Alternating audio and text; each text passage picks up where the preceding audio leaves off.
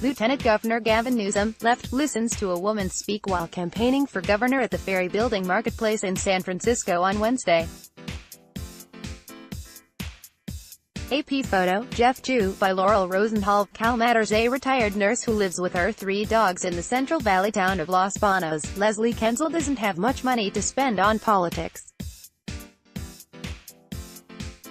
But she likes Democrat Gavin Newsom, his support for immigrants, for gay marriage, for legalizing marijuana, so she decided in 2016 to help his campaign for governor as best she could.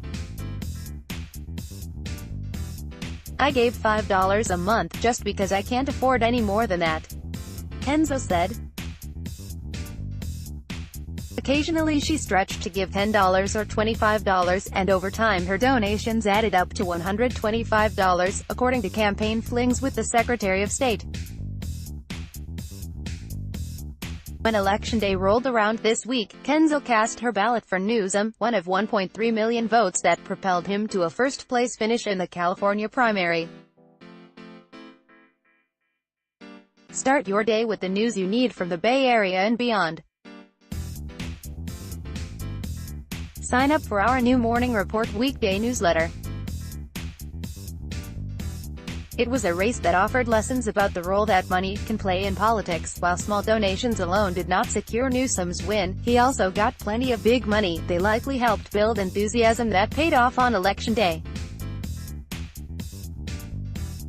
Meanwhile, the lackluster finish by Democrat Antonio Villaraigosa, who was trying to get second place in California's top 2 primary, shows that a gush of money from a handful of mega donors doesn't always translate into votes. Newsom raised about $27.6 million, by far the most of any candidate for governor. About 9% of those donations were $200 or less, a Cal Matters analysis shows.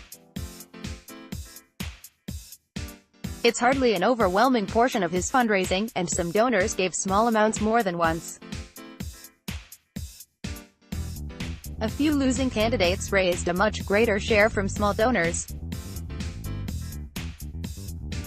But Villaraigosa raised less than 1% of his $11.1 million in increments of $200 or less, the smallest share of any major candidate for governor. Even more stark, Villaraigosa enjoyed support from several wealthy individuals who each kicked in $1 million or more to an independent committee helping him. In order to be a viable candidate, you need that big money for advertising. But what you also need is voters and on-the-ground support, said Loyola Law School professor Jessica Levinson. Sometimes the small donors are a better proxy for the excitement of the voters. The big money. The independent campaign supporting Villaraigosa spent more than $20 million blanketing the state with TV commercials, text messages and mail. It didn't buy the ripple effect that small dollar donors can create. A person who has given $10 or $25 is more likely to receive repeat messages from the campaign and is more likely to be recruited into the other forms of political activism, said Michael Malbin, executive director of the Campaign Finance Institute, a nonpartisan group that analyzes money in politics. Such donors often become street-level surrogates for the campaign, he said, posting messages on social media and persuading friends and neighbors to support their favored candidate. Some take on more formal campaign volunteer roles, such as making phone calls to get people to vote. There is a sense of personal investment in the outcome, said Brian Brokaw, a Democratic political consultant who is advising Newsom. That's how you build a volunteer army. Barack Obama famously leveraged the power of small donations in his 2008 campaign for president, when about 30% of his fundraising came as $200 or less. But state-level races rarely garner that much in small giving, according to Malbin, who said the trend is extreme in California. In states across the country in 2014, about 13% of donations to gubernatorial and legislative candidates came in amounts of $250 or less, Malbin's research shows.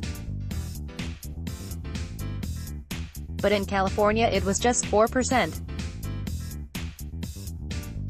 In this week's California primary, the candidates whose messages were the most politically extreme actually received the greatest portion of money in small dollars: Democrat Elaine Easton at 26% and Republican Travis Allen at 45%.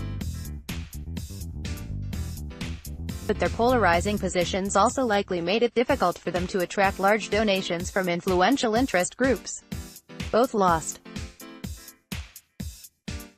John Cox, the Republican businessman who came in second place and will face Newsom in the November election, poured about $4.9 million of his own money into his primary campaign. Roughly 8% of his overall funding arrived in increments of $200 or less. Cox will try to earn more support from small donors in the coming months, campaign manager Tim Rosales said, but is willing to pitch in more of his own money, too. John is going to do what it takes to try and win in November. Centrist campaign Villaraigosa's attempt to run a centrist campaign that might appeal to voters from both parties made it hard to attract small donations, said his campaign manager, Eric J. He jumped into the race almost 2 years after Newsom did, which also put him at a disadvantage. And, Jay said, many of Villaraigosa's supporters are poor. These are not the people who rush to give away $5 to anybody, he said. A lot of our voters were having trouble making their rent. By contrast, the independent committee backing Villaraigosa received huge donations from billionaires around the country. Former New York City Mayor Michael Bloomberg gave $3.5 million.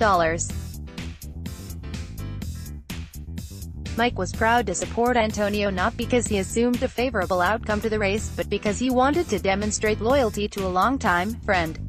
Bloomberg spokesman Howard Wolfson said by email. Newsom had wealthy supporters, too. 3 members of the Getty family, heirs to the Getty oil fortune, together gave $120,000 to an independent committee trying to elect him. Health insurer Blue Shield donated almost $1 million, and big money from organized labor rained down, including more than $4.7 million from unions representing teachers, nurses, firefighters, state workers and others.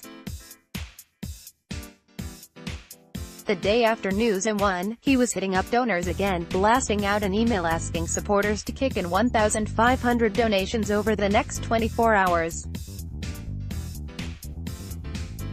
ADU might also like Trump-Kim summit, security to be ramped up in Tanglin. Straits Times Kim Lim, daughter of tycoon Peter Lim, on being a hot premium content eligibility check for a U.S. green card.